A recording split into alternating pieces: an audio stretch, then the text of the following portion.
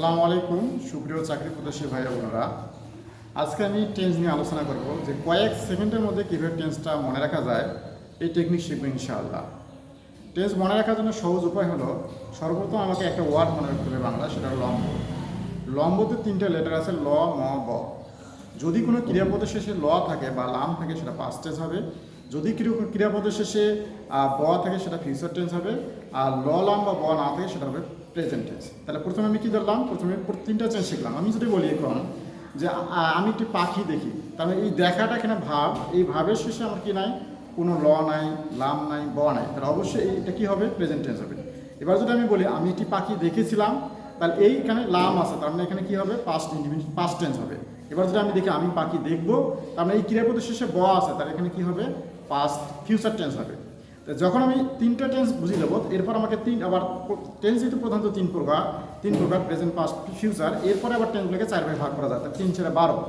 এবার আমার 12 প্রকার টেন্স কীভাবে চিনবো, চিনার সহজ উপায় হলো ক্রিয়াপদের শেষে যদি তে থাকে, তে প্লাস সামথিং থাকে ক্রিয়াপদের শেষে, তাহলে এটা হয় কন্টিনিউয়াস টেন্স।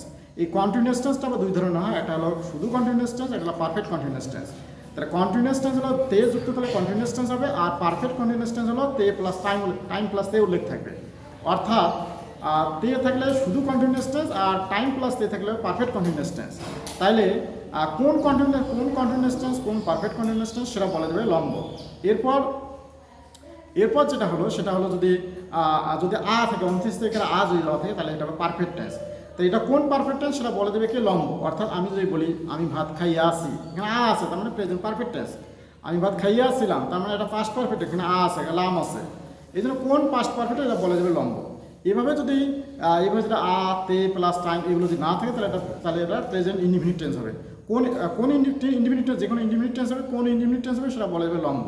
আমি আবারও বলতেছি সুপ্রিয় শিক্ষার্থীরা, যে খুব সহজে 12টা টেন্স মনে রাখা যায়। তাহলে একটা হলো তে প্লাস তে থাকলে কন্টিনিউয়াস টেন্স, তে প্লাস টাইম থাকলে হলো পারফেক্ট কন্টিনিউয়াস টেন্স, আ থাকলে হলো পারফেক্ট টেন্স, আর তে এবং টাইম প্লাস তে এবং আ না থাকলে অবশ্যই কী হবে, ওটা হবে হলো তোমার ইনডিফিনিট টেন্স। কোন ইনডিফিনিট টেন্স সেটা বলা যাবে লম্ব। যেমন আমি যদি এক্সাম্পল বলি, আমি যদি এইভাবে বলি যে আমি একটি সিটি লিখি, তাহলে এখানে তে নাই, এখানে কি নাই, ল না, এখানে তে নাই, তে প্লাস টাইম নাই, এখানে আ নাই, তারপরে অবশ্যই এটা ইনডিফিনিট টেন্স। কোন indefinite tense, present indefinite tense. আবার যদি আমি এইভাবে বলি যে আমি ভাত খাইতেছিলাম, এখানে তে আছে, আবার লাম আছে, তাহলে কোন টেন্স হবে, তাহলে অবশ্যই পাস্ট কন্টিনিউয়াস টেন্স হবে।